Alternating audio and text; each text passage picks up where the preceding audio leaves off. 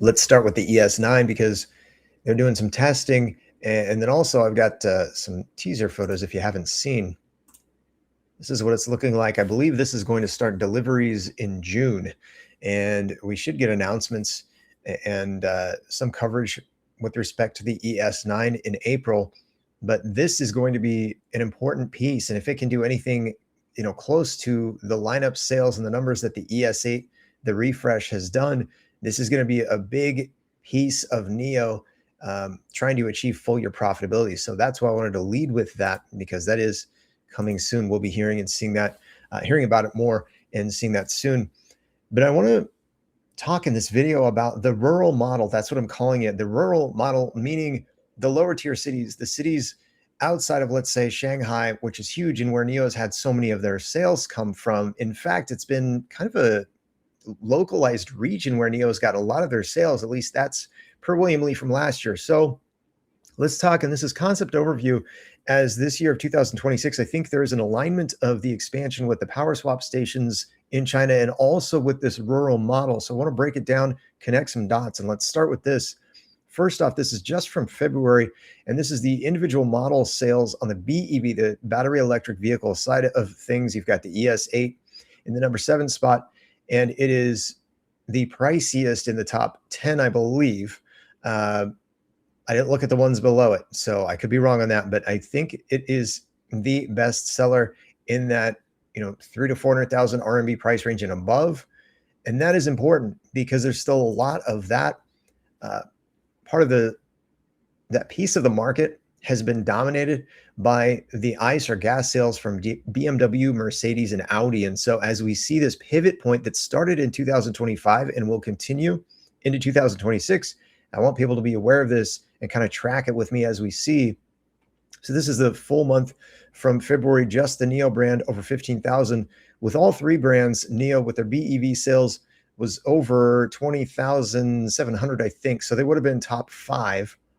And, again, this is, I think a reminder is appropriate. Onvo and Firefly, the sub-brands, are still very new in China. And I think they have a lot of traction they can still get.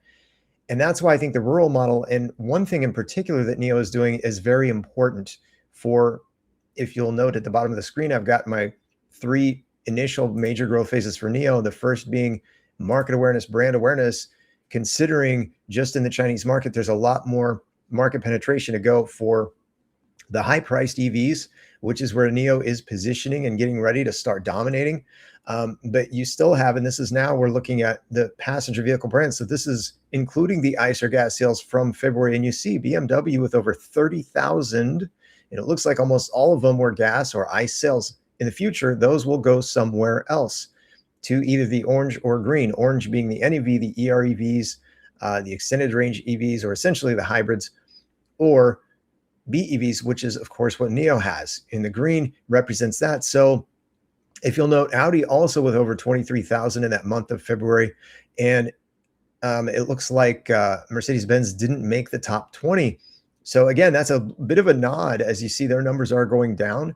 BMW down year on year, Audi down year on year, and certainly Mercedes, who last year would have been in the top 20, falling off the chart. This is again a nod to that pivot point that started to take shape with NIO taking more of the premium subsegmented piece of that market, but there is still probably 70 or 80% of that yet to go and switch over. So there's still a lot of sales.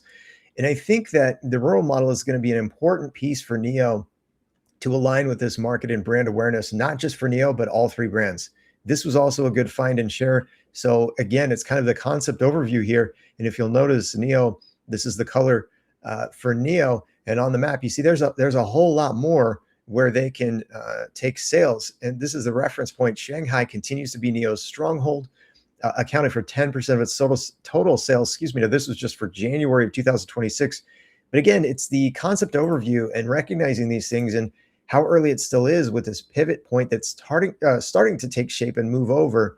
But we've got a long ways to go yet.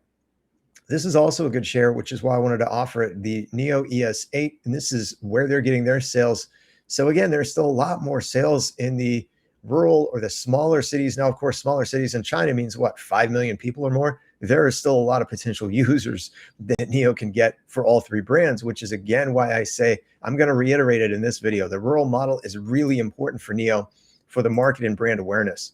And this was a great share about and kind of in tandem with how this 2026 year is going to unfold, the goals of NIO and what they're wanting to do to get to that full year profitability. This is the first point right here. NIO plans to cover a target market 2 to 3 times larger than last year's. Now, this is exactly what I'm talking about with the expansion of the rural model. There's one other piece I wanted to share. Again, it's a little supportive of what I'm saying. William Li pointed out that the growth of the NEV market in 2025 was driven by pure electric vehicles. Those are your BEVs. The penetration rate of premium pure electric vehicles priced above 300,000 RMB doubled from 14 to 27%. But again, if you recognize that still means there's over 60% of the market still to go, NIO, especially with the ES8, ES9 leading the way, can take a lot more sales here in this year of 2026. Now, here is where I think things are being brought together beautifully and seamlessly. This is exactly what I want to see for NIO with the market awareness, the brand awareness, and this is what that looks like. NIO, with their announcement back in February, launching their first multi-brand store integrating Onvo and Firefly. NIO is starting to become known as the premium EV maker from China within the country. But I don't know how many people recognize that Onvo and Firefly have the NIO DNA. And that's why I think this is so important. And also why when I saw this, I wanted to highlight it. This store model targets lower tier cities. So again, exactly what I'm talking about with respect to the rural model is what I'm calling it. They're aiming to boost visibility for Onvo and Firefly while improving channel efficiency across roughly 210 prefecture level markets. So again, this ties in with the goal referenced by William Li of getting a much bigger market footprint across that ever important Chinese market. And that's why I think this is so important. The other thing that I think they reference in this article is that this is a more efficient way to operate the business. So I love it, frankly, and it aligns, I think, perfectly with the rural model as NIO needs to still grow that brand and market awareness now with all three brands in China. This, again, I think this is where the dominoes are here. The dots are out there to connect. I just wanted to put it together in a seamless video. Hopefully that will, be the way this is received. This is a nod to exactly why NIO did this partnership with over 8,000 stores across China.